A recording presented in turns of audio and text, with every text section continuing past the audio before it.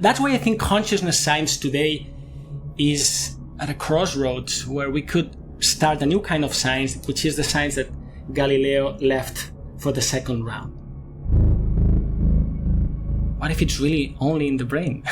But isn't that an awesome thought also? Like, yes, to me, yes. that's like, it would be astounding if it was in the brain. But you see, it would be astounding if that's where the evidence leads us. But I think it's so sad if that's where you begin with.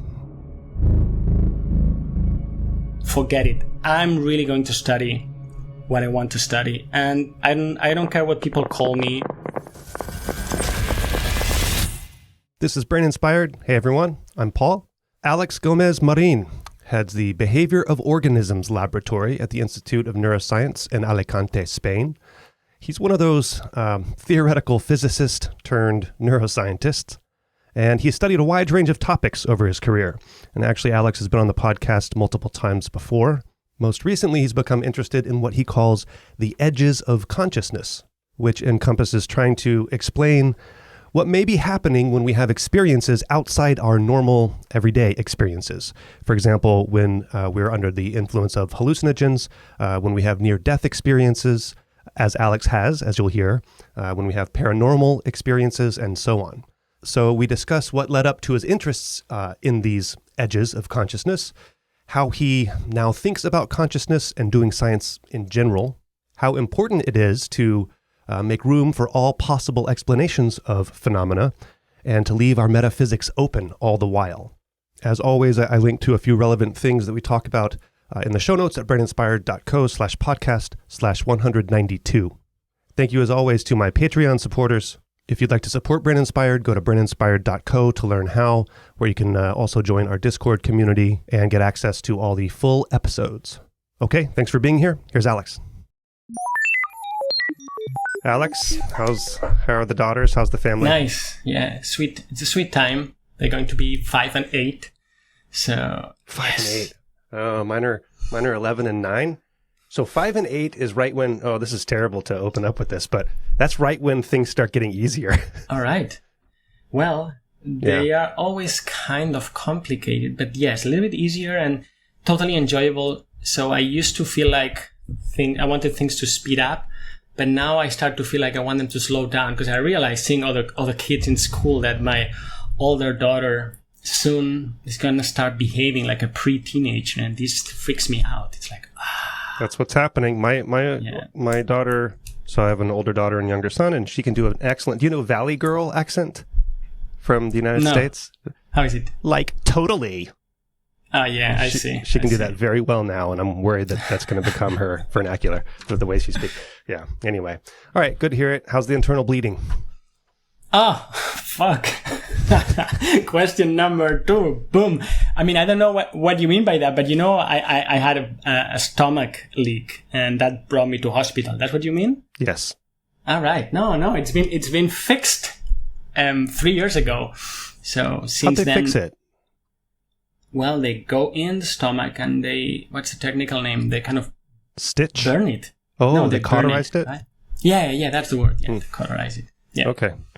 Good. That's referring... And then they stitch the entire stomach after having opened it. So you see. Yes. Okay. Yeah, I have a good reminder. I have a reminder from here to here. Oh, but it's good. I've been lucky because that hasn't affected my physical life. It has affected my emotional and intellectual and even spiritual life, but I don't suffer from it after it was fixed. Physically? Yes. Nor mentally, because you do what I guess Jeffrey Kripal calls you've flipped.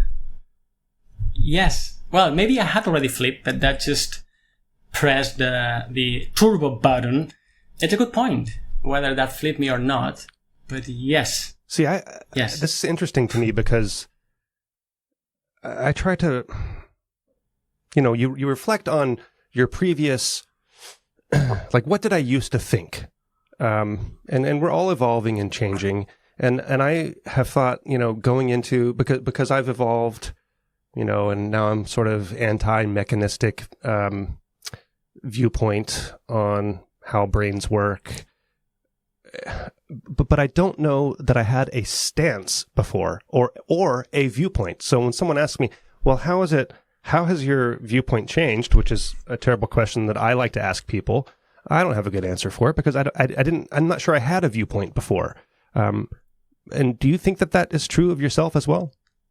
Yeah, and that's why people, when they ask me, well, Àlex, you're kind of good at pointing out the flaws of the system, so what's the replacement? And I said, I don't know what the replacement is, but I can sense, feel, think, maybe articulate that operating system really sucks at many levels. So far, or that far, then I was trying to express that sense of unease I had about this unholy trinity, right, of mechanicism, reductionism, and physicalism. I didn't have a replacement. But then you find dead friends, all these books of great people who wrote stuff. And then you find living friends, because there's a community out there that it took me some time to discover. And they all have their own alternatives, and they're obviously not the final say. They're not the truth, but they're ways forward in this adventure. And is it forward? That takes... Yeah, it's forward. At least it's a way. Let's put it this way. It's a way. It's a ways away from the familiar, from what we've been taught, even indoctrinated, taken for granted. And I mean this, I'm more calm now, Paul. I used to be more like a teenager, but it's like, I get it. Like, I don't fight against these things. But sometimes I do, and maybe we'll get into that when it's necessary. Oh yeah, but you're a fighter. I am a fighter. I'm a fighter, but but there's, when you start realizing the kind of the beauty of other worldviews and the excitement, the curiosity, then I realize I spend less time in bitching about what's wrong and just more time trying to appreciate what seems to be better, more appropriate to my own worldview that is changing at the same time. Okay, so going back to the evolution of one's thoughts and perspective, I mentioned before that I don't know that I had a view, but the default view is what we're taught. And so I think my view was just sort of accepting what I was taught about how to approach any scientific question. Do you think that could be at the heart or at the root of your own beginnings? Yes, but there are many levels, and maybe we also start from different places. So, because we belong to different tribes, you see. Like I used to be a theoretical physicist.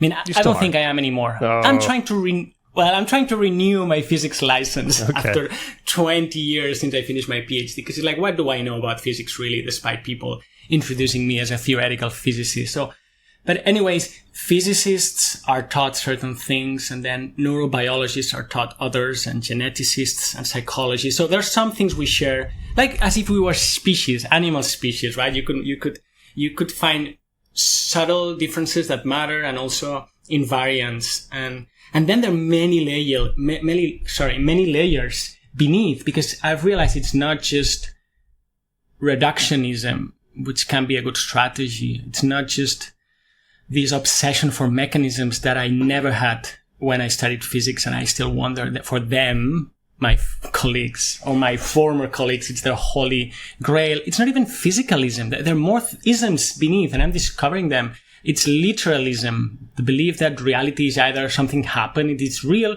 or it isn't. And by real, people mean that there was some sort of a factual happening, and then everything else is fiction. But then some of these phenomena I'm studying lay in this kind of synapse in between fact and fiction, right? So I'm going back to the humanities to discover that I also had other demons to exorcise, like literalism, right? Another one is secularism.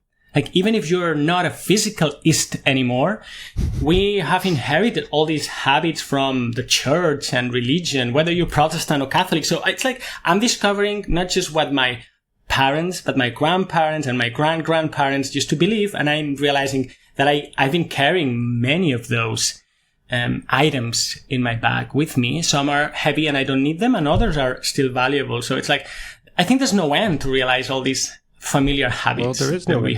There's no end to science. There's no end, apparently, to anything. So can I describe your near-death experience? Because we haven't referred to it specifically. Are you sick of referring to it or talking about it? Okay.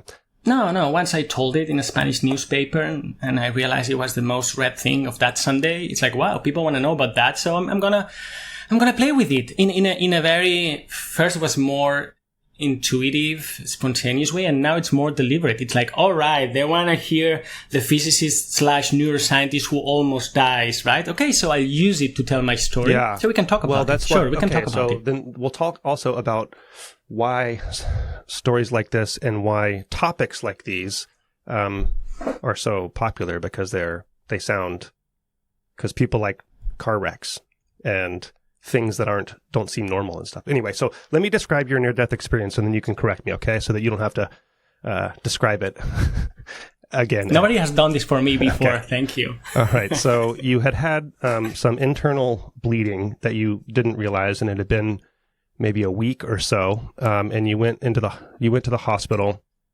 and you were going to get it surgically fixed.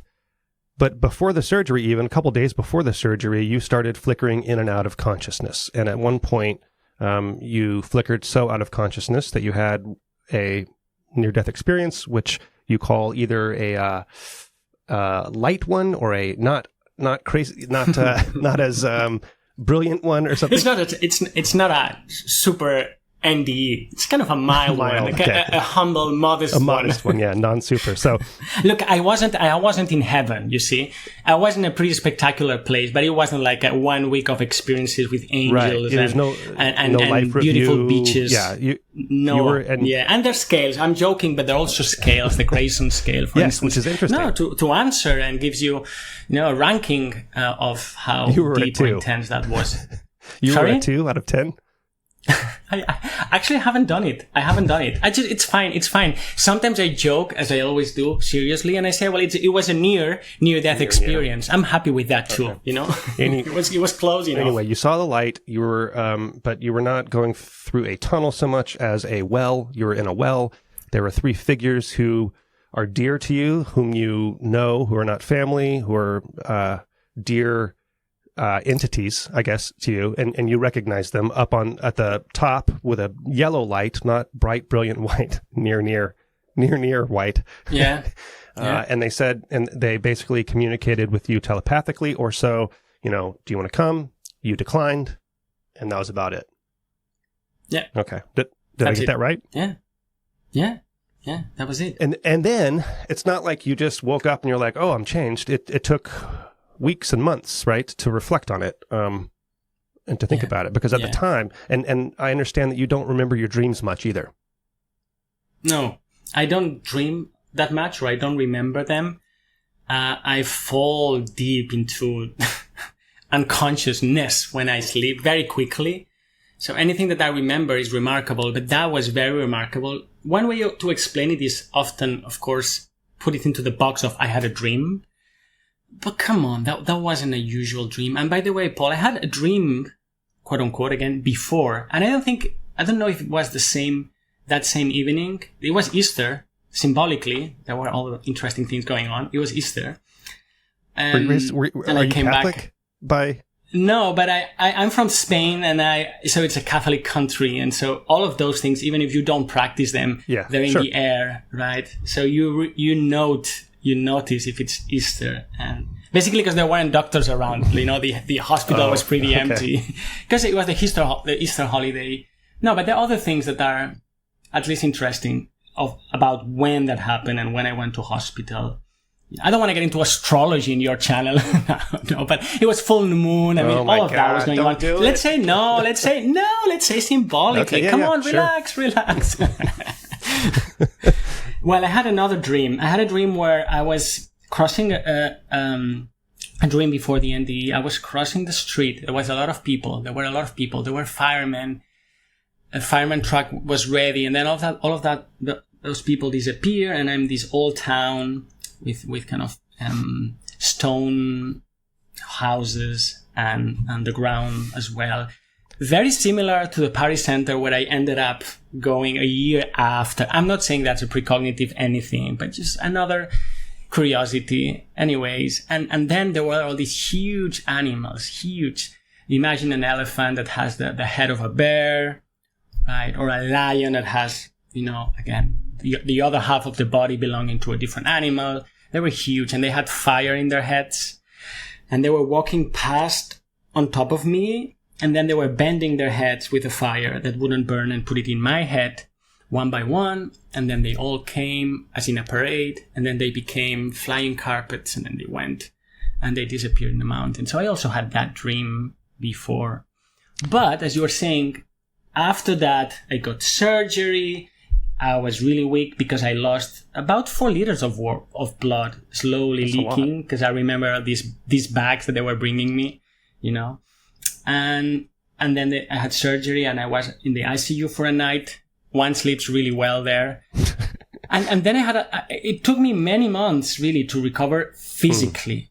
Like I'm always, you can see me, I'm always active, thinking, reading, and I couldn't even read for 2 months, right? So it's like my physical energy. I don't know what they do when you're in surgery, but I have a couple of friends who are doctors, and they say, oof, if you knew what's going on, of course, they're trying to make sure that they can do what they need to do. So that's to say that it wasn't like I had my NDE and then I was already reflecting on it and writing, talking. I just needed to be able to, even walking, that's really weird. I was about to become 40. I mean, I'm a kind of a, healthy, strong man. It took me a few days to actually be able to walk properly. I was walking like an old man. It's like, what is this? It's just a stomach surgery, you see? So it took me a long time. Well, yeah, you use your core with almost everything you do. I'm not using mine right now. Mine's getting bigger and bigger actually as we speak. But yeah, I mean, even just to like, your posture, you're using your core. So of course, but what you were saying is like that they give you, were you alluding to them giving you lots of drugs that put you way under? I don't, that for sure. But I think they put you upside down. I mean, they just, if there's surgeons up there, I think they don't care, and they shouldn't. They don't care about how you will feel the next morning or the next 2 months. They just go there and fix it with as much safety they have, because they don't want to lose you. I'm just saying this because I had forgotten that as well. But it's remarkable that you can spend, like I spent 2 weeks in hospital. I lost 13 kilos and I couldn't walk after it. It's like, it's not that I've been in war for 6 months. It's just that, but it just drained all my vital and physical energy. So it took me many months to go back. And it was only later that I started realizing, oh, what was that? And I don't recall I had been following the NDE literature. I didn't even know there was literature about that. No. So that came up later on. You knew what an NDE is. Probably I had heard of it. But look, many of those things that I'm really interested in now, I wasn't. I didn't even care. I didn't even know there were scientists studying them, most of them. That was unknown to me, I would say. And now, so you're still interested in neuroscience. You're still interested in, so when I say neuroscience, I mean mechanistic, computational, basically approaches, which is, the vast majority of what neuroscience is and does. And you're still interested in that. But what percentage would you say? Or have you really just let? It's not fair to say that, because you're doing neuroscience. Go ahead, say it. No, I'm dropping. I've dropped many things. We can talk about the things I've dropped. I mean, how much have you dropped? I've sacrificed things. I mean, not like as in a sacrifice, like sacrificial. Just I had gotten tenure. What is it? 4 months, 5 months before I had my NDE. So I thought how ironic and sad it would have been to, just I got it and then I died. Can we pause on tenure for a moment? So I didn't even know what tenure was. I think I was late in graduate school when I learned what tenure was. You don't know what tenure is? I do know what it is now. Spanish but, I don't know if Spanish is different, but I hate the concept. I'm not sure how you feel about it. Well, I feel I'm great. Sure you I do. have it. Yeah. It's wonderful if you use it. If you use it. Another segue, we may want to go into it because that's why the sacrifices are important. Because if you want to study certain things, there are some tolls to pay, and it's not enough, which is a great thing to say my salary is secured for fucking life. You know, you need to consider grant writing and political correctness, scientific correctness, students, all of that. But Spanish tenure was described in this biography of Santiago Ramón y Cajal. I forgot the author, but I wrote a review of that beautiful biography for science. And in this book, Spanish tenure, because it explains how Cajal got tenure and so on, said Spanish tenure is a mix of the Holy Inquisition, bullfighting, and the national lottery. It's the best description I've read about what Spanish tenure. So you're in front of this jury. They all ask, you know, difficult, mean-spirited questions to test your value. Then you need to be, well, yeah. And then you need to be very lucky. And I've experienced it because sometimes you think you're going to get it and you don't. And sometimes you don't think you're going to get it and you get it. And the bullfighting is you need to appear there like the macho man that, you know, knows everything and can dance with all these bulls. So I got this on my third attempt. And a few months later, I almost died. And it's like, come on, I've been given like this ticket that says, you can use it, you can live for 40 more years, let's say. And so that, because you were asking about what flipped me. Well, it didn't flip me, but it was like all these things together. It was post-pandemic, and the pandemic did many things for each of us in different ways, right? Post-pandemic, post-tenure, post-NDE, it's like all these three things together. I said, forget it. I'm really going to study what I want to study. And I don't care what people call me or even if they call me anything. But could you have made that choice pre-tenure? So this is why... No. So people get tenure and then they can just do whatever they want, which is they don't. Crazy. They don't either. Well, usually don't, but you can. In theory. Yeah. And people do... I mean, it alters what you do. I think I'll just speak for myself mostly here. But what I see around is that even when you get tenure, you still want to get big grants. You still have like this running business of students and animals and techniques. And so you think you're free, but you're not. You're hooked onto that selection pressure. So therefore, I mean, look, if you ask people, they'll say they're happy doing what they do. I wasn't, let's put it this way. Or I was kind of, but I felt I wanted to go a bit further and I decided I would just do it. But that required, sacrificing, well, whatever reputation I had or students, because some of these themes I study now, I cannot give this as a PhD project, right? It's like, so I had to sacrifice that. The game of having a big lab. Grants. I started writing grants about consciousness and the edges of consciousness and things like that. And I was getting these quasi-insulting reviews back. It's like, okay, fuck it. I won't even bother next time. I'll find the money somewhere else or I'll do it cheaply. Yeah. So, you know, all of those things you need to put out of your back. At least I had to, so I could put other loads and do other things after that transition. It takes time. It takes time. Oh, I'm doing all sort of... Yeah, I call it, look, the way I frame it, but it's just marketing, because I could frame it in a different way. No, it's like you need to explain it. I'm all over the place. I know, you got a lot of But very thinly. That's why I always express my imposter syndrome. Like, am I doing physics? No. Am I doing neuroscience? No. Sometimes I even doubt whether I'm doing science anymore. It's like, is that science, right? When you organize a meeting and you invite like a historian of religions, right? A psychedelic researcher, a theoretical physicist, and no, that's not science. Right? So, what is that? So John Krakauer has told me before in, offline that one of the things that he appreciates about my podcast is that it's like doing science. And I vehemently disagree with this. We're just talking. We're not doing science. It could contribute and inspire and, but it's not science. So, but I would like to know more about how, because learning a little bit about what you're doing, I wonder if you're doing science, and I wonder how you feel about I am. Look, I am, but I do different things. And this sounds like, I don't know, like a committee asking me. No, I don't feel like that. But it's like, okay, let me try to explain fairly. I'm sorry. I'm not trying to put you on the spot. No. I don't feel like this.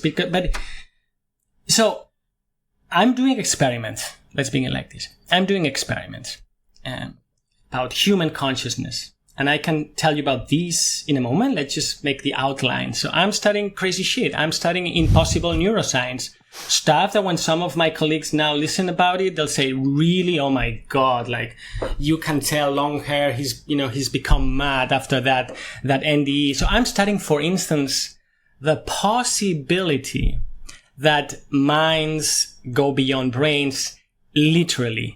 Not in a kind of theoretical, let's play kind of the enactive cognition. And I've been an enactivist. I had an enactivist crisis. I don't think I am anymore, but I really appreciate the enactivist approach. But but it's like, yeah, really, but can I send you, Paul, some information mind to mind? And the enactivist would freak out because they are physicalists, I suppose, at the end of the day. So it's like, no way. They're like the looks physicalists. They go beyond. They're reductionist friends.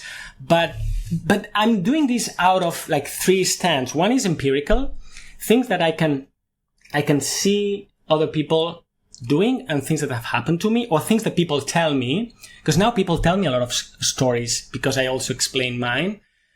So that's one side. The other one is theoretical because I continue to read philosophy and physics and science writ large and books, lots of books to understand what's going on, to give it a frame. Look, the way I explain it when I do, because I do a lot of outreach, but it's not even outreach anymore. Whatever I do, it's like, I do it, but I don't. Ton of outreach. No, but I don't think of it as outreach, because outreach sounds like me, the scientist, telling these lay people the truth or the latest research. And I'm more like telling them, look, we so-called experts, we don't know what's going on. It's just more mysterious. Yeah. That's a dirty secret that I have known forever. And but I tell them. So I say, me as the expert, let me tell you, don't trust the expert. And so they freak out. But I'm playing this very deliberately, like saying, science is also political, and we only tell science kind of front stage. We don't tell what's going on at the backstage. People need to know what's going on at the backstage as well. And, well, I do that. So that's not the typical outreach, right? When you say, did you know that memories, are, when you perturb this part of the brain, which is very interesting, but like people couldn't care less, really. I'm telling you, what happens to people?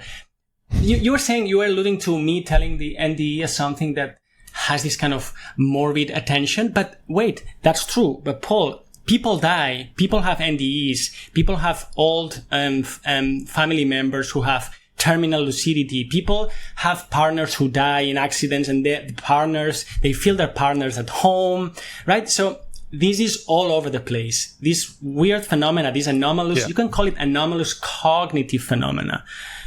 This is all over the place in society. Just they don't talk about it, because if they spoke to their physician, they think he or she will think they're mad.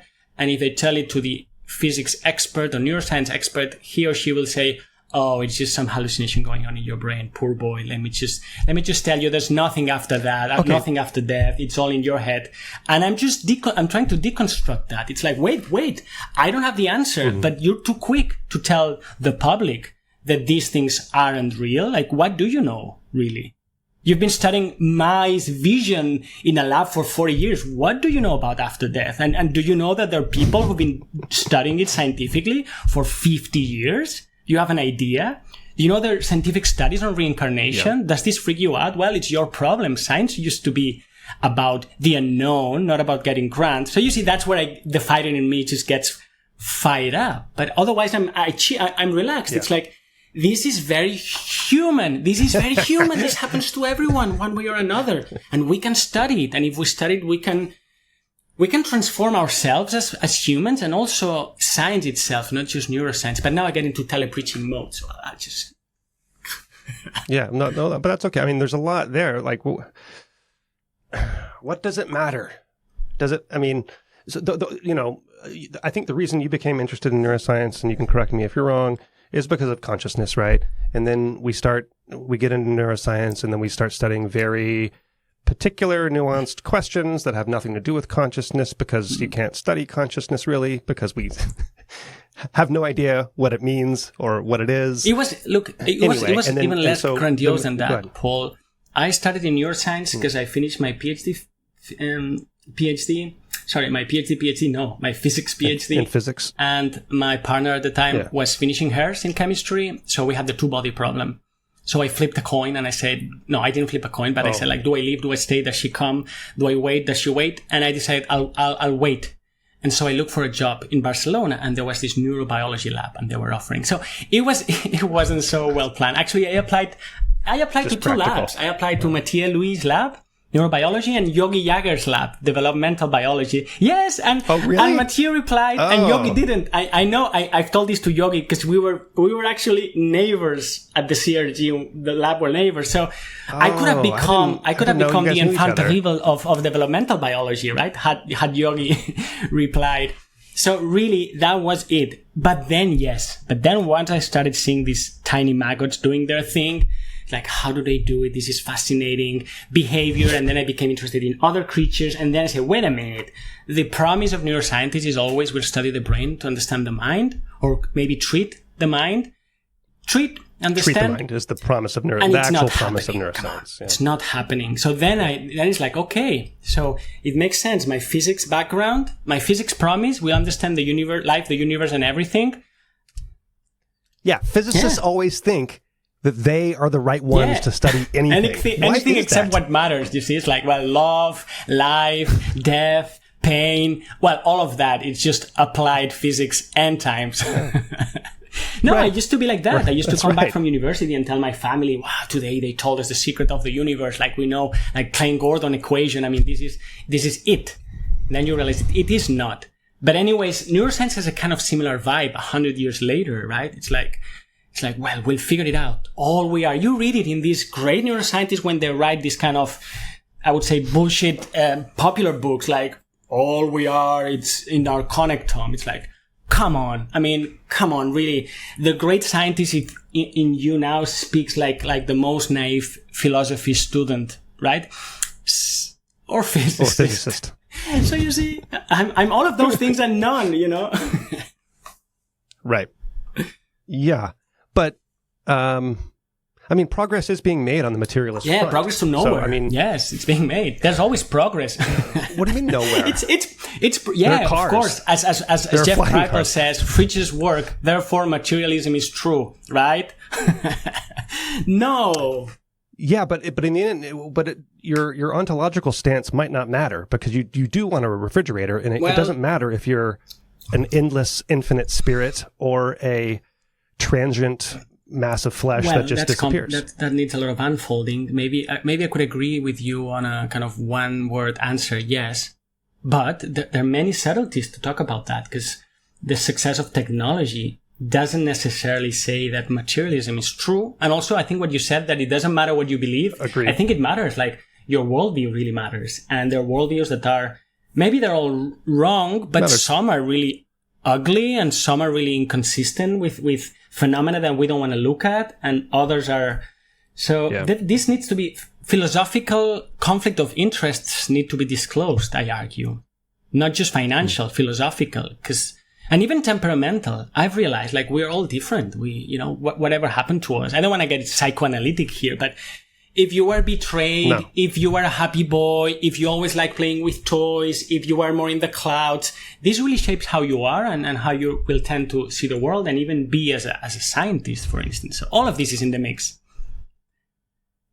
Can we talk about mind? So this is, I wanted to bring this up earlier because you were speaking earlier about the possibility that mind is outside of brains. I struggle. So with all words, the meaning of words shifts over time with culture. And so when someone says the word mind, what you could mean operationally is what the brain does. And that is how you define mind. But you can shift that definition to say, well, mind is, I'm going to let you fill in the blank, because what do you mean? Like, well, it's maybe outside the brain. Maybe it's something else. But it's still the same word, but it can just take on different meanings. Oh, Paul, we need many hours. Does that make sense? Yes, language, definitions. Okay. we need to define terms, I agree. But those who insist too much in defining and they say, what do you mean? I say, what do you mean by what do you mean? And it's like... Of course. And words change. And words are there to show, but also to conceal, right? Words also hide things that then need to be sought after. Look, we can go back to when the whole thing of modern science began, like when science began 400 years ago. I mean, I like to go back then, specifically to Galileo, but you can pick other moments, Galileo 1623, when he published the Assayer. This book, there was like a controversy. It was like much like the IIT pseudoscience controversy within Galileo and this Jesuit called Sarsi, whose pseudonym was Sarsi. And they were arguing about these things in the sky, these three objects, like UAPs that they saw 400 years ago. And they didn't know. And some people say it's just light phenomena in the sky. And other people were saying, no, these are actually physical objects. But because of their understanding of the world, well, there were strong opinions, right? So in that book, which is a letter to the Pope, actually, Galileo, is very angry about it. You wouldn't tell, because we always taught history of science as if these were kind of super sages who are living. No, he was angry as you could be on Twitter, but they didn't have Twitter. So he wrote this 270 book in Italian, and he wrote it in Italian, by the way, because he had written other books in Latin, right? And the professors were so annoying that he said, forget it, I'm not going to write for this audience anymore. So here's another mini lesson from Galileo. Anyways, So in this book, Galileo, towards the end, just in passing, that's the book, by the way, where he says, nature is this book whose language is the language of mathematics, which is what we physicists believe when we're physicists. Then neurobiologists think it's in DNA, and that's the secret of life. And then computer scientists think, and now we believe that the universe is a big simulation. But anyways, I digress.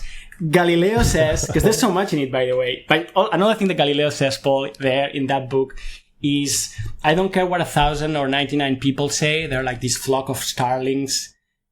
I care about the eagles. Meaning, it's not a matter of opinion, right? It's a matter of experiment and good reasoning and who's right. So what we call the scientific method, I don't think such a thing exists, but that's a more Feyerabend, it's a point that Feyerabend would say.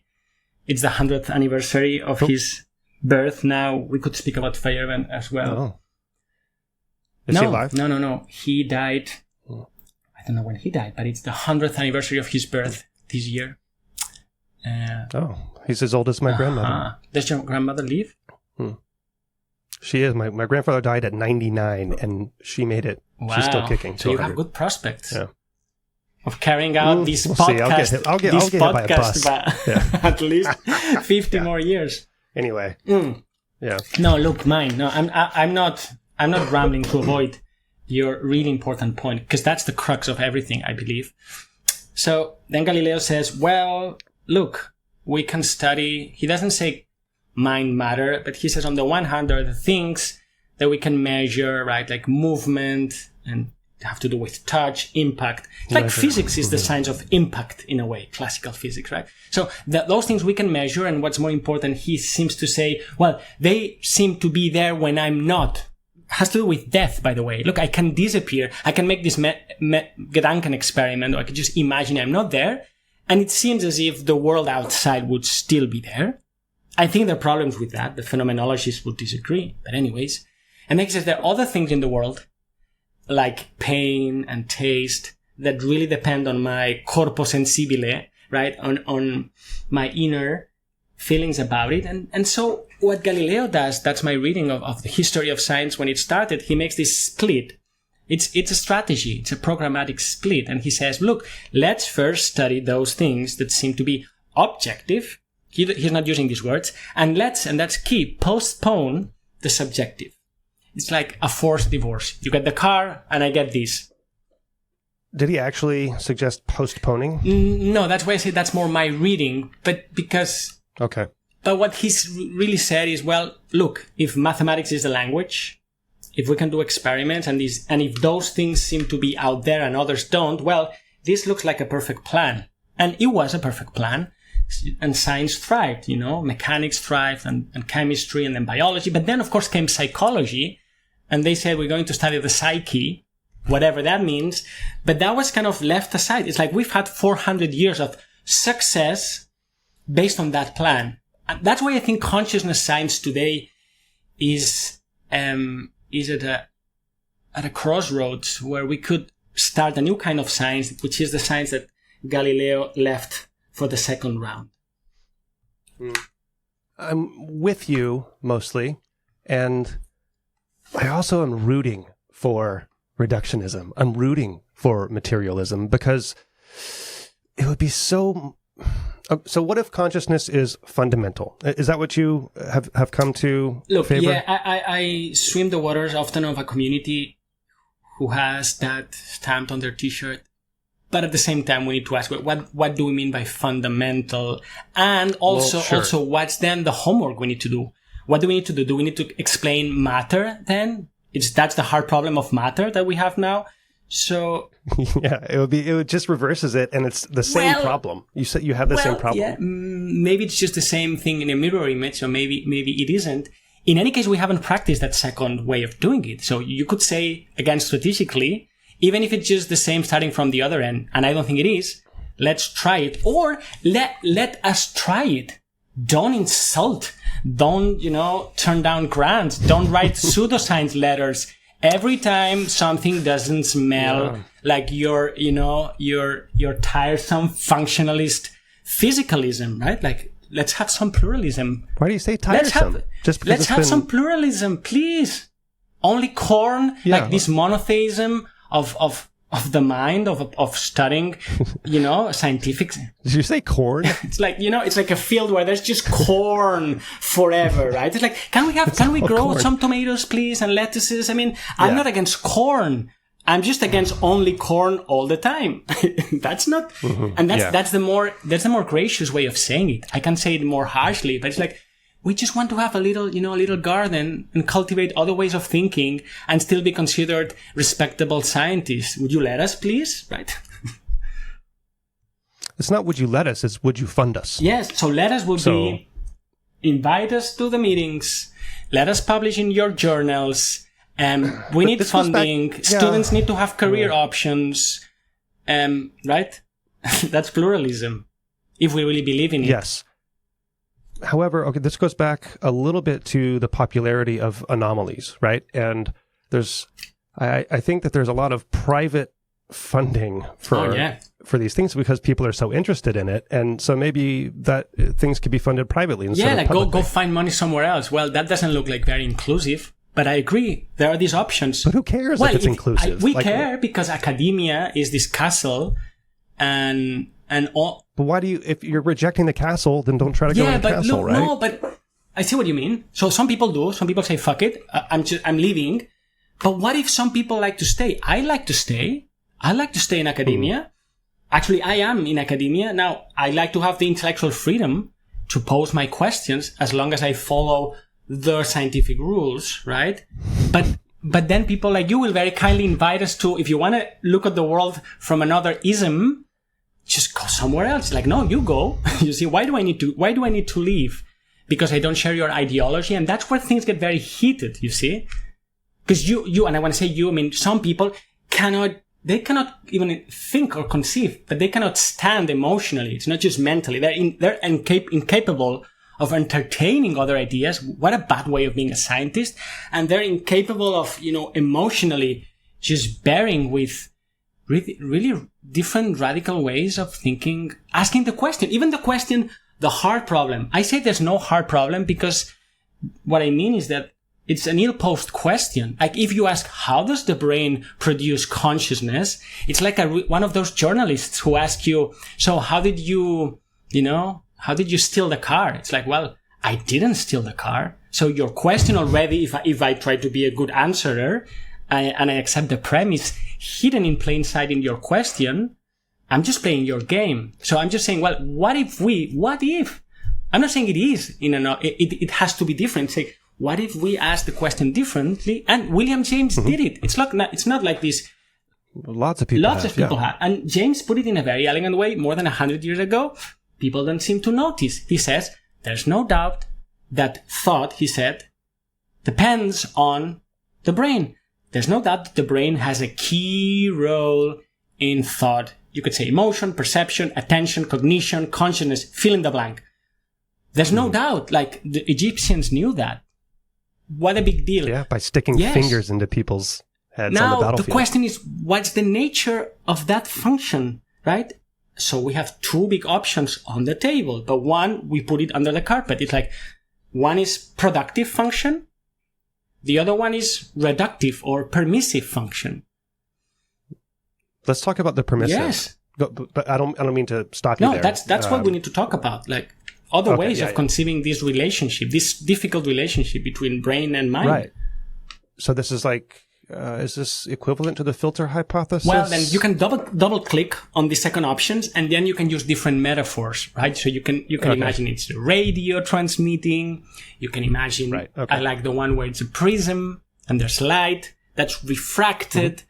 And these are just metaphors, and people rush again to critique the metaphors, but they're using the computer metaphor, for God's sake. It's like we're all using metaphors at this second level of making these two grand options more concrete.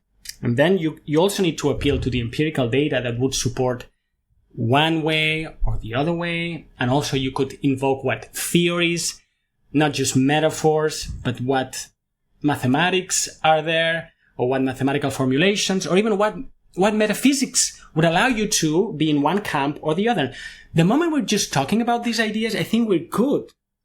And I think we can now start to do it, but with a lot of resistance, right? Like look, I review all these books because I love it.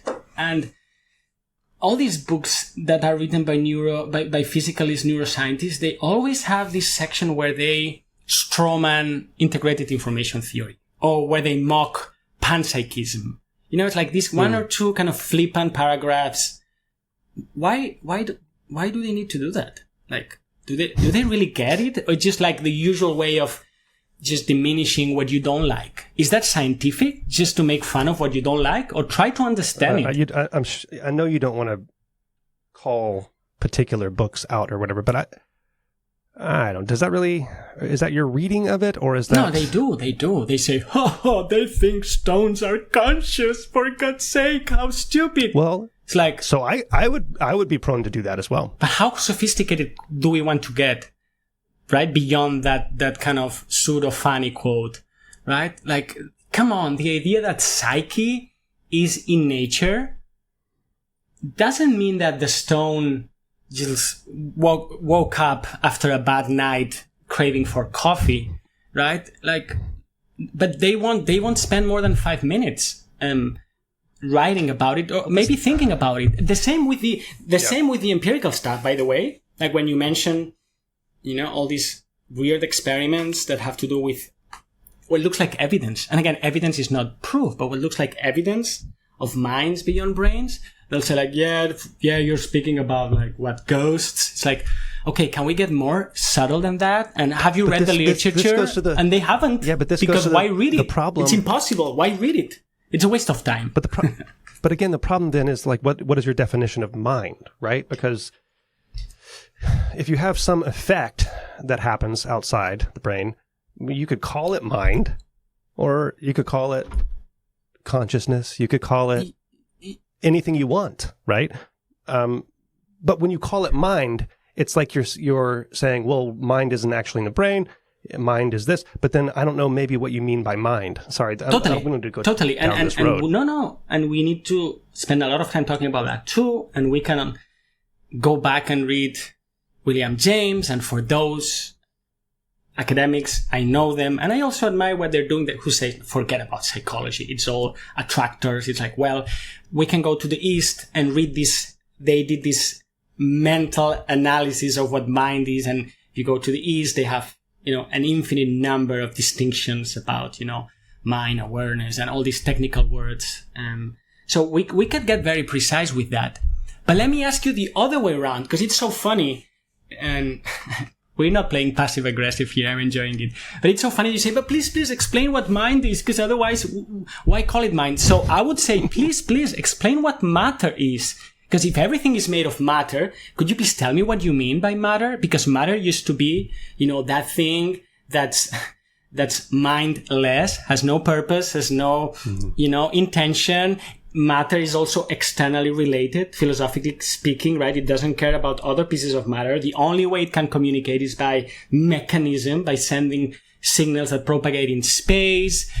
So matter has all these qualities. Basically, everything we feel we are not is what we say matter is. And it's an abstraction, which, by the way, when I say we physicists realize that what we thought about space, it isn't kind like the usual space we tend to think about, right? It bends.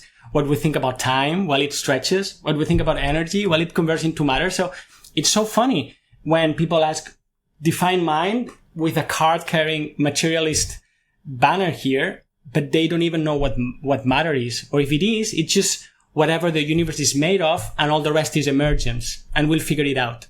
Mm-hmm. That seems to be the recipe.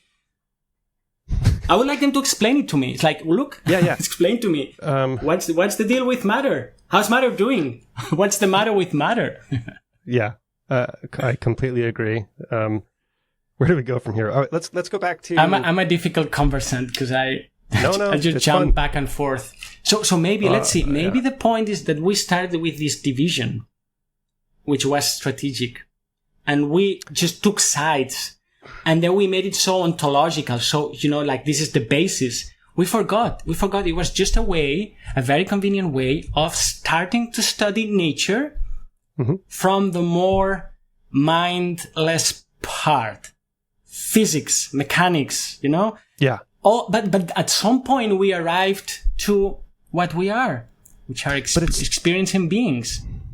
Okay, so on the one hand, let's take the ontological materialism stance, right?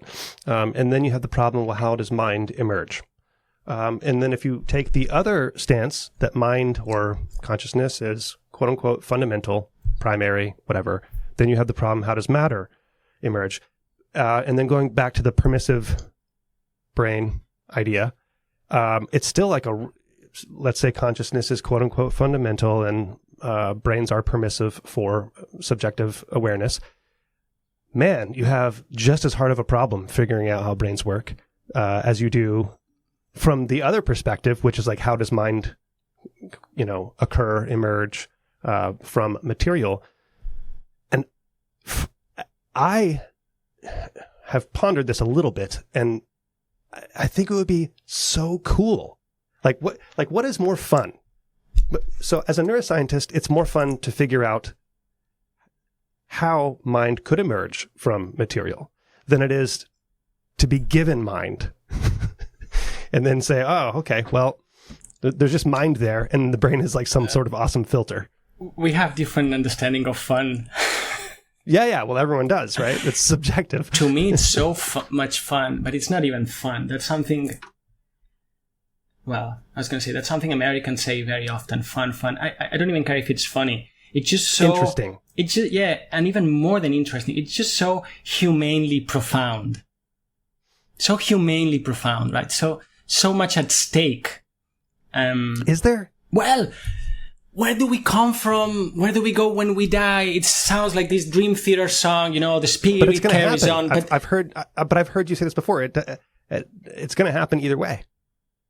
It's going to happen either way, but that's the things we care about. We don't care about where memories are located in a rat brain. We care about, where does my wife go if she dies first, right? What's the future of my children? Where are my grandfathers if they exist at all? Why am I having pain? I mean, that's why science sometimes looks so detached from humanity, and I get it because I'm a physicist and we love to, write on the whiteboard the equation for a particle we may never measure.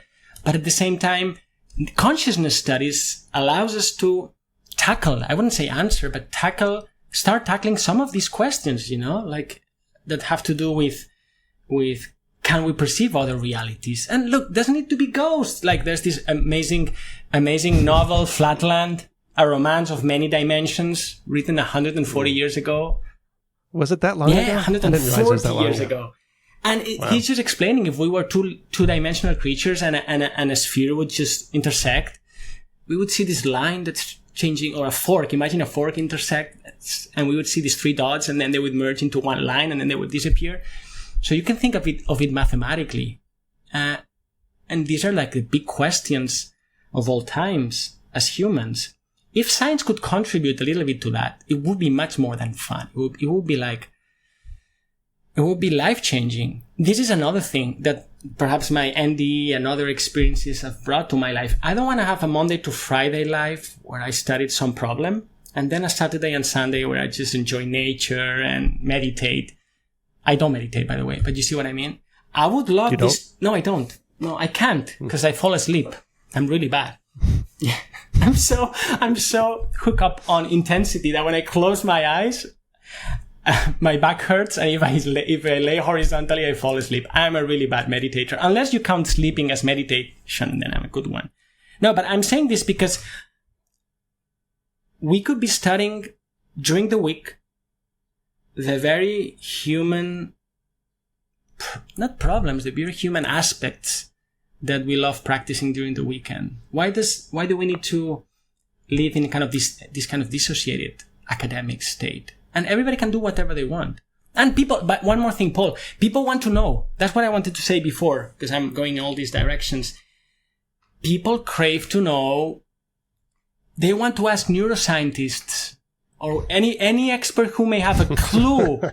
What happens when my brain is dying? And what happens if I have this precognitive dream and the fucking thing just happened exactly? Of course, but that's the people like car wrecks, people like the anomalous. Of course they want to know the anomalous. But not because everything else. But they want to know it not just because it's cool, like this program where there's the haunted house.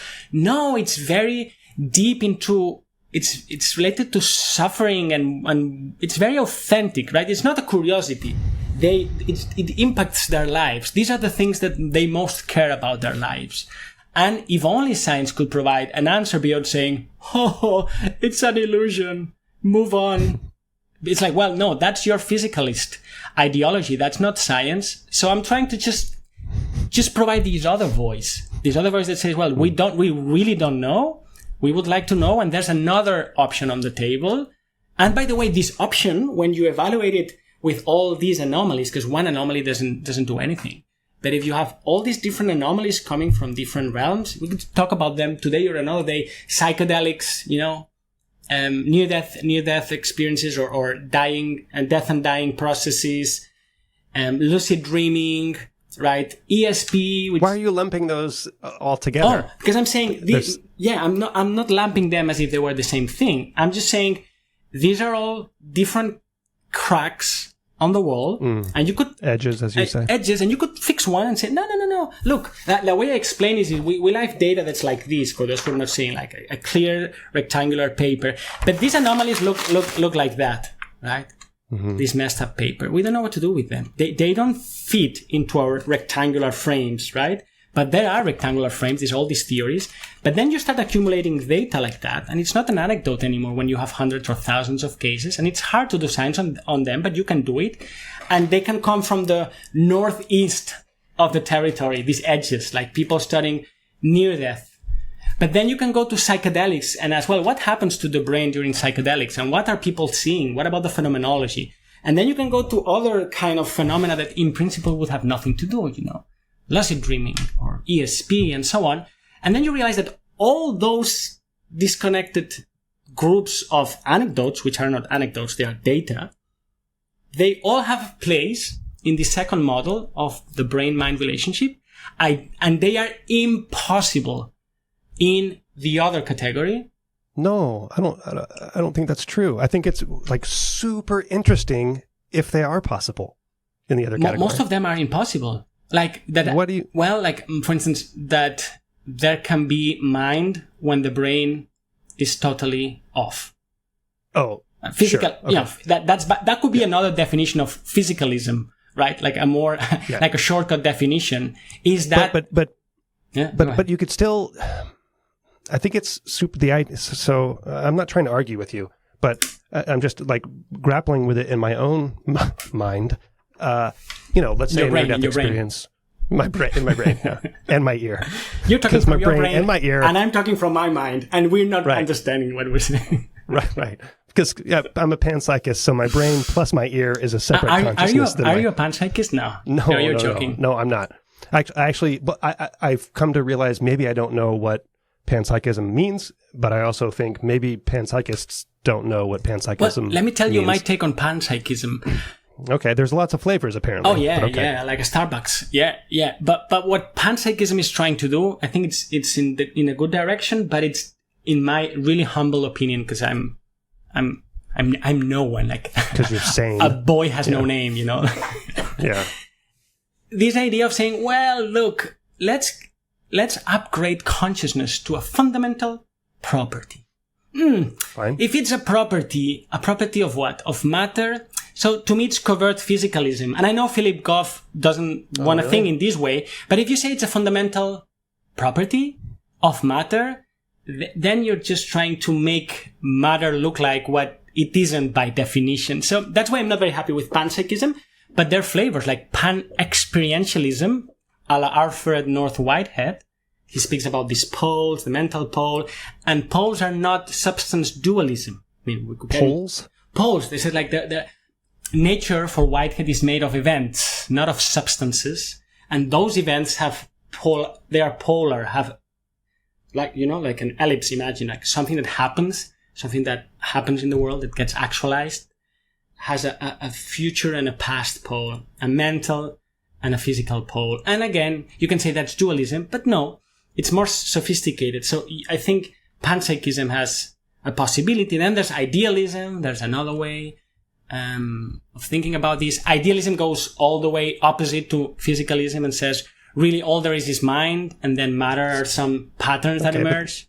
Yeah, it's the same problem. Well, same problem, but it can accommodate empirical data that physicalism can't. So if we are now wearing our sciences hat, we should care about that. If we're wearing our philosophical hat, maybe we don't. And then there are other variants. There's dual aspect monism.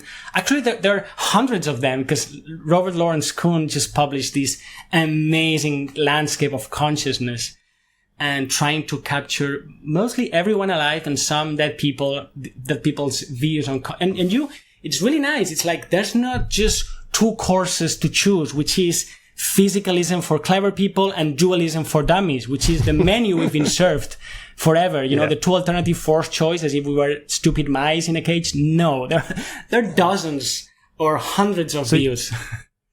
You made is it the soul figure in that paper that you're referring to? Yes, I have Robert. Did he ask you to do that, or did you have that? Well, I love doing figures. I spend a lot of time visualizing how things could look like. And he shared with me the draft before it was published, and I was so excited. So I read it. It's 140. So it's a paper who's like more than 100 pages long. And I gave him... Is it? Yes. No. Oh, when you read it. Well, it's published as a scientific paper. It's not 100. It's 2 column. I mean, maybe if it's 1 column, it's 140 pages, but it's tremendously long. Oh, okay. Anyways, I gave him some advice on kind of more minority report views that maybe wasn't there or so. And then I said, this is fantastic. And it's so huge that it would be nice to have it all visually in one image. And so he said, can you help with that? And I did. So that's a story. But I see. Yeah. But it's basically a list of the various theories of consciousness from physicalism to idealism. And then there's quantum stuff. You know, the quantum stuff, it doesn't get a venue unless you go to Tucson, you see? It's like, no quantum. I know. No I quantum. went to one of the earlier Why ones. not quantum? Because you want to be you want to live in the 19th century neuroscience, and I get it. I'm not saying we should all believe that microtubules do miracles, but you see, quantum, no, please. Panpsychism, no. Stones don't like coffee, no, please. Idealism, well, it's the same thing upside down. It's like, no. At least Robert captured all this pluralism, all this plurality of approaches, and they're on the table. They're on the table. Well, I can tell you why not quantum. Why not? I mean, sure, why not? But because you're trying to explain something you don't understand with something you don't understand. I mean, this happens all the time, right? You mean like with dark matter? Because for some things we allow it and for others we don't. It's so easy, again, Paul, and I appreciate what you're saying. It's so easy to say, when I say, by the way, when you say not quantum, or when I say not quantum, I mean, why don't they give a chair on the table for those who want? They do. Well, they made the conference. Like half of the conference makeup. They had to make their own conference, as I understand, right? So that they could, and they've been running it for years. They could run their own renegade conference, because the Citadel, the mainstream, the orthodoxy would not let them in their parties, right? Why? Who's the orthodoxy? Look, well. We know them. You want to cut this out? No. I don't want to cut anything out. No, we know them. We know them. It's just like, why do we make fun of quantum?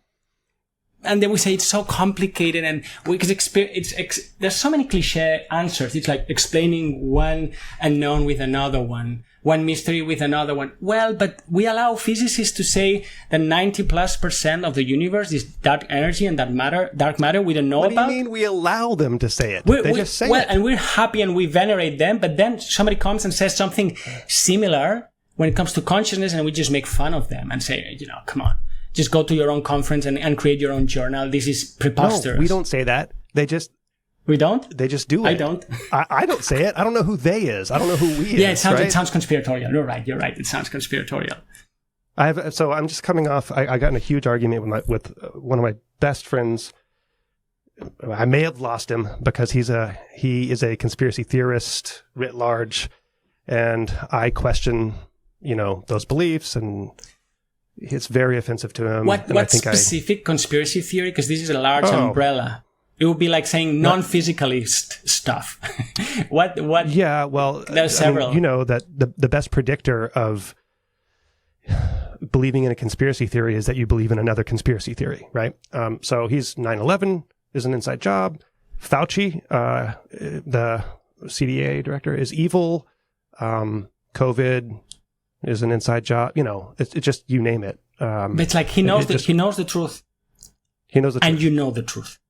So both of you have a problem if that's the case. No, I tell him that he does not know the truth. And do you tell him that you don't know the truth? Yeah. All right. Good. So that's good. But then that just makes him angry because he knows the truth. He knows the truth. Yeah. I see. Anyway, this sidetrack. No, but look, the pseudoscience. The next thing they will say about one of these theories is that it's a conspiracy theory, right?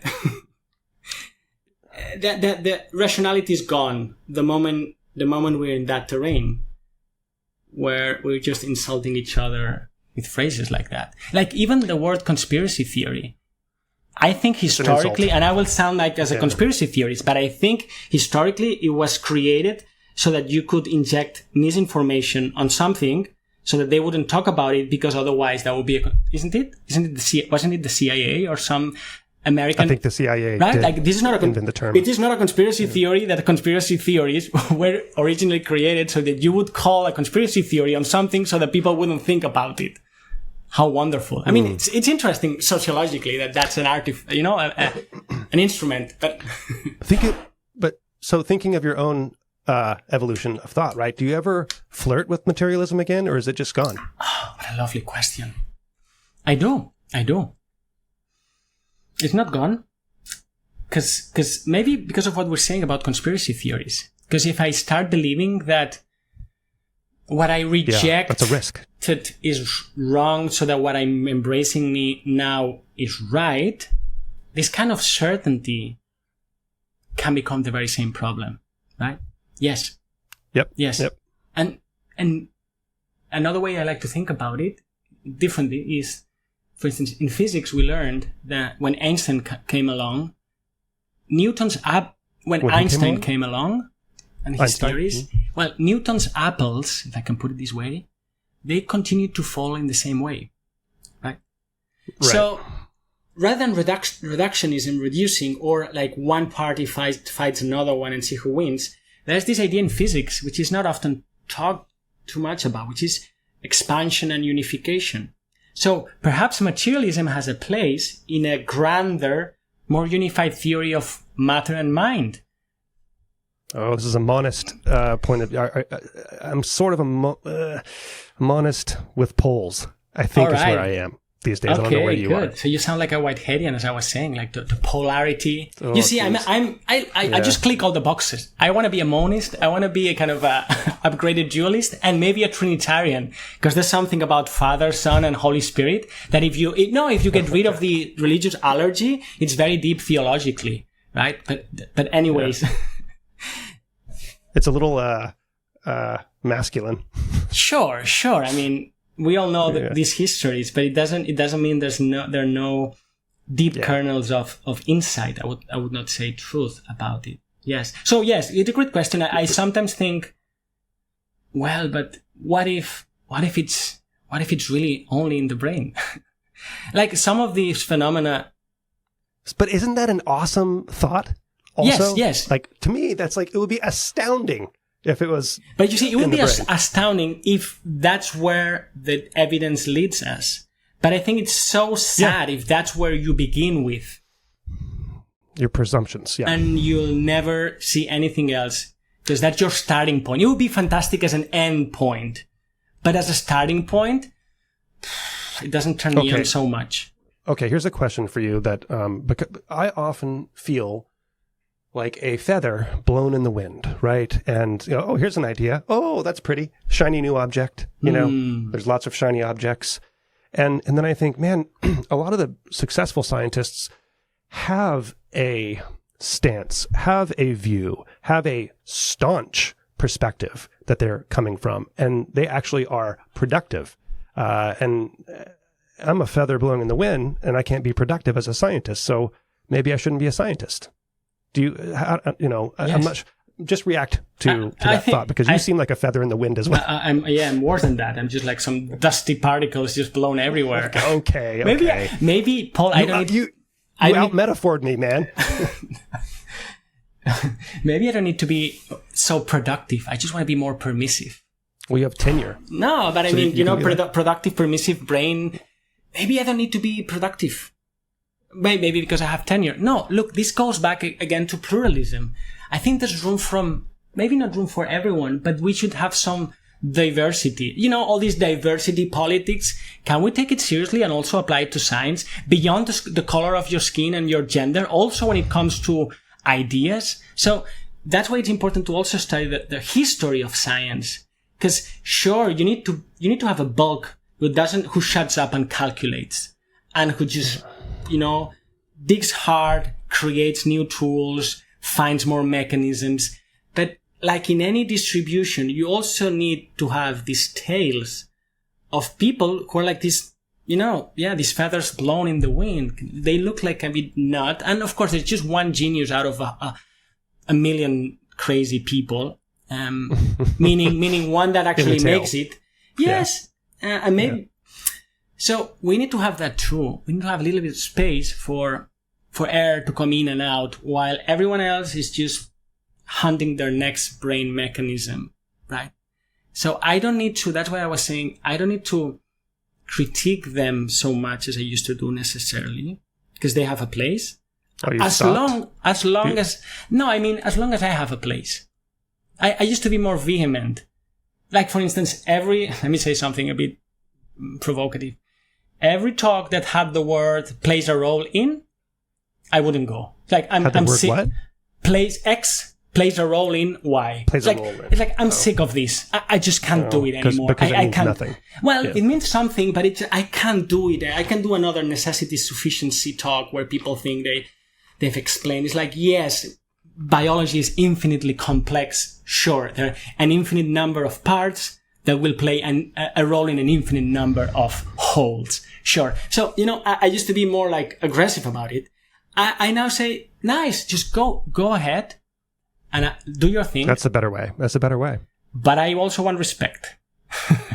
I want to be able to do my thing, but not my thing in a tent out there far away from the citadel of orthodoxy. That's not the kind of respect I'm talking about.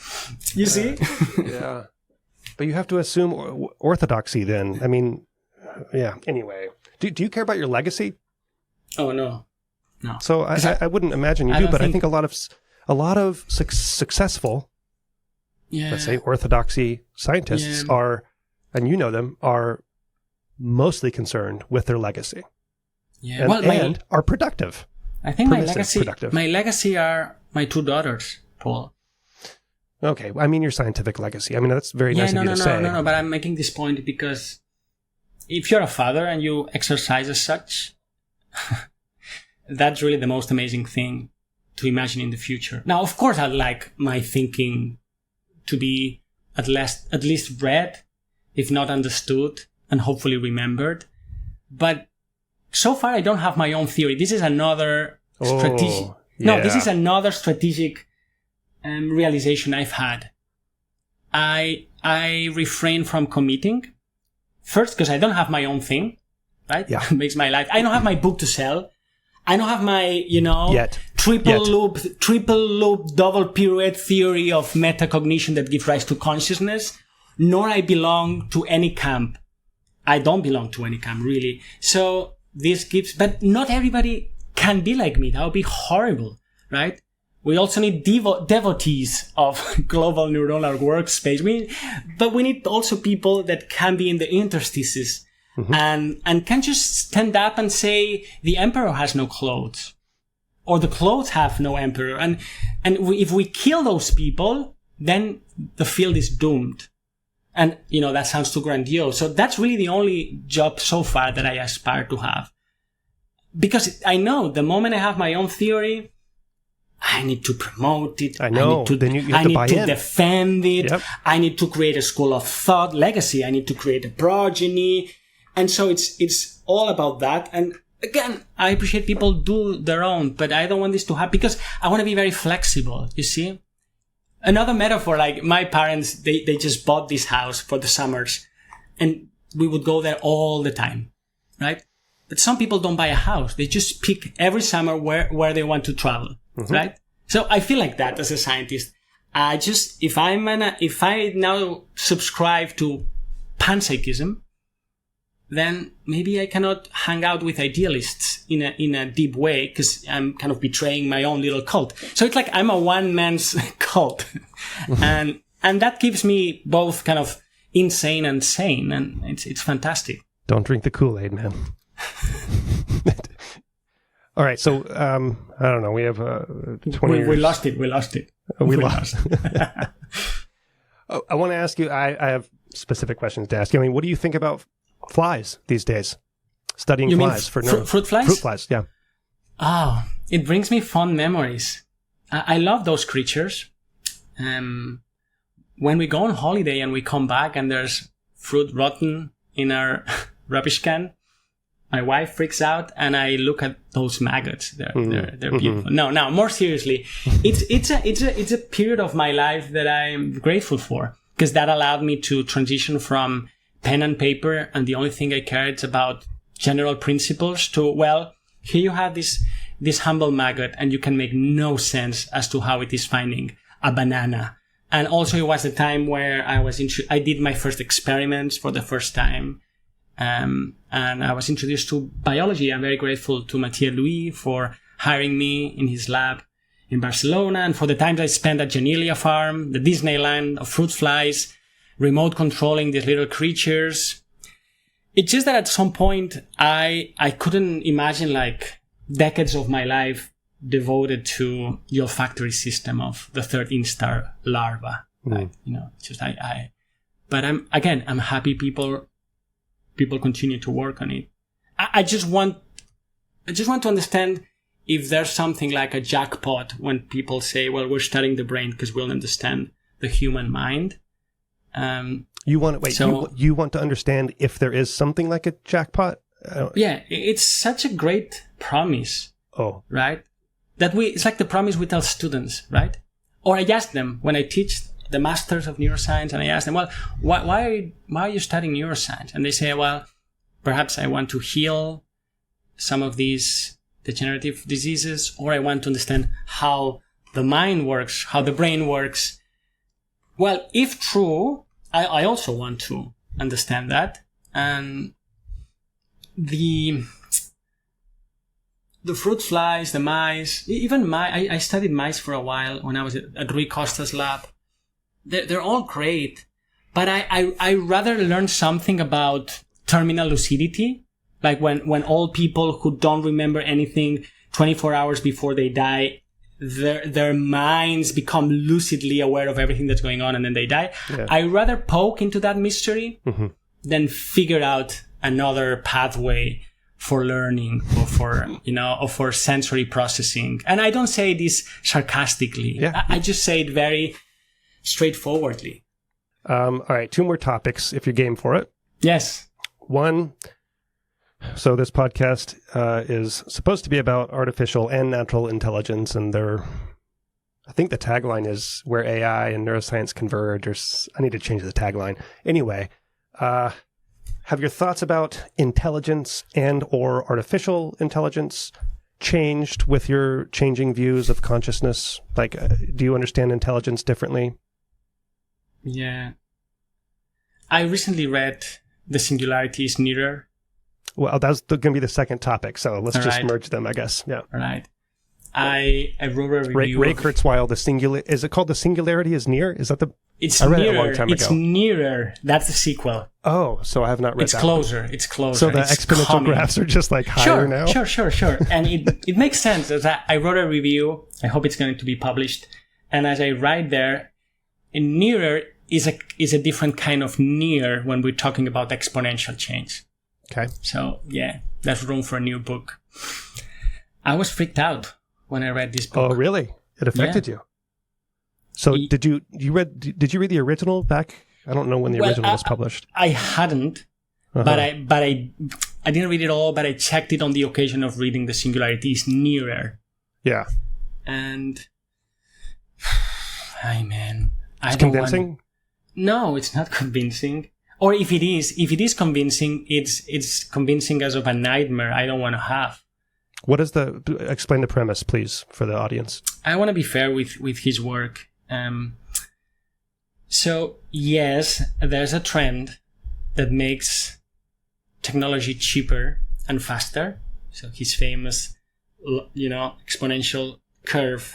He's been updating 1,000 exponential curves in the first book. Yeah. But he has this one, like kind of the master exponential curve, which is the price per adjusted dollar. And then he's been updating it since 1930 something. Although he says he could go back to the 19th century. Anyways, the 18th something. And sure, tuk.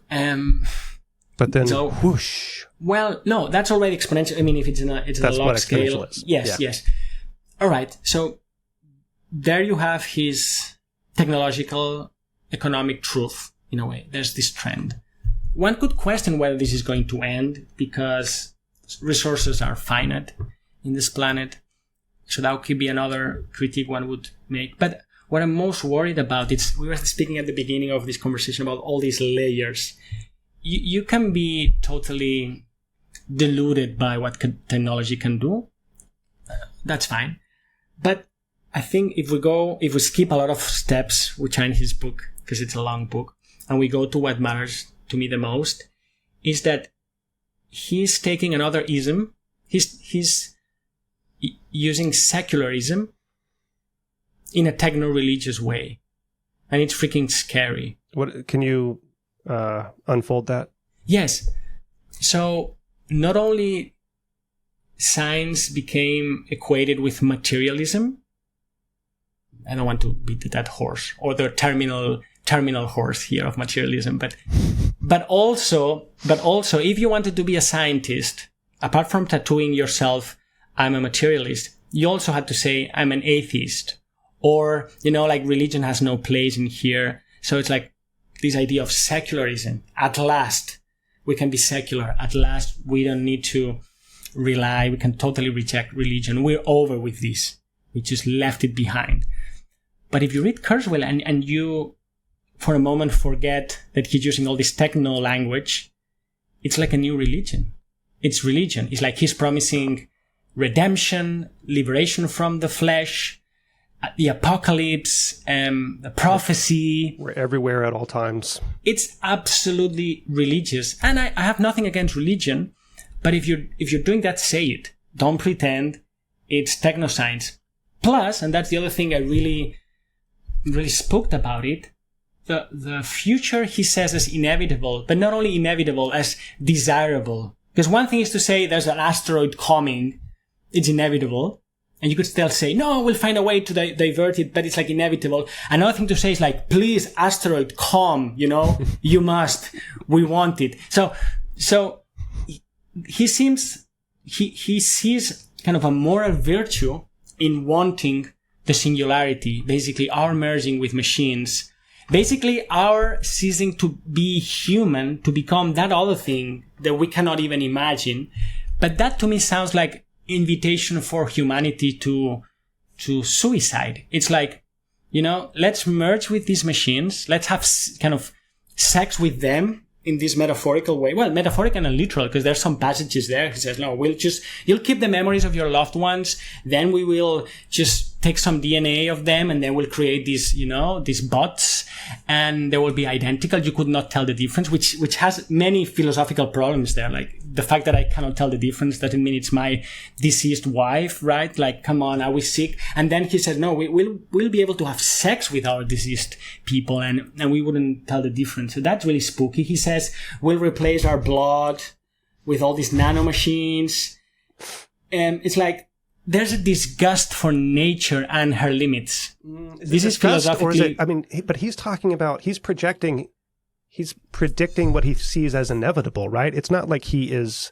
No, both. He said it's a moral imperative to realize that. Okay. Yes, and that was like, when I read that, it's like, oh no, that's what the cult... I'm not saying he's that, like disclaimer, but that's kind of what the cult leader would say, the entire cult. Like, this is our destiny. It's like, literally, as you would not tell a difference between that technobabble. It's Christianity just rehashed into techno-scientific progress narrative, leading us to the end of humanity. Now, you could ask, what's the alternative? Because maybe it's going to happen. I hope it doesn't. I don't want to come back to a world where there's no electricity. I'm not advocating for that. It's the same old thing as like when I was critiquing materialism. So you're saying we should stop doing science altogether? No, I'm trying to imagine the alternative. Maybe the alternative is more spiritual, but just saying it, as opposed to pretending it is not. It's more evolution of consciousness. It's more working out the latent powers we have, or just accepting that we're mortal and we will die, as opposed to promising that we will escape. He uses these phrases that are so funny. Longevity, escape, velocity. I wonder if we will reach bullshit escape velocity at some point. So we'll get, so old and so healthy, and we'll get all these prosthetics outside and inside. We'll upload whatever that means. I will be orgasming all the time. Look, if that happens, it's going to be the end. Can you imagine all it's like Idiocracy movie, right? Everybody having just orgasms through Neuralink and not bothering to just wake up from bed. Press the lever. Yeah. Press the lever. Yeah, you can relate. Yeah. You can relate to basal ganglia. Like, yeah. No, look, it's happening. In a way, it is happening. But that's why we need some humanistic common sense here. Do we want it to happen? Or maybe you can choose to go that way, and maybe others, we can choose another way. Don't force it upon us as the only virtuous thing to do. So, yeah, I think it's a very important book. Not so much because I agree, of course, but because we need to talk about those things. And not just wait until they happen and we realize that, and in any case, philosophically, like this idea of uploading our consciousnesses to machines. I mean, you go first, right? Like, what does that mean? What does that mean? It's also fascinating. It's dualistic in a strange way, because it's like, there's the body, which we will fix with machines. It's like hype square. There's the nanotechnology and the AI, hype square. But at the same time, there's something spirit-like next to the body, which is your consciousness, which can be copied and uploaded somewhere, as if bits were souls now, right? It's a strange mix. I don't understand it either, but the interesting thing is there are very smart people who believe these things and who are working on them. I want to meet wise people, not smart people anymore. Oh, see, Thanks, Àlex. Good talking to you. Good catching up. Yes, let's do it again if you want.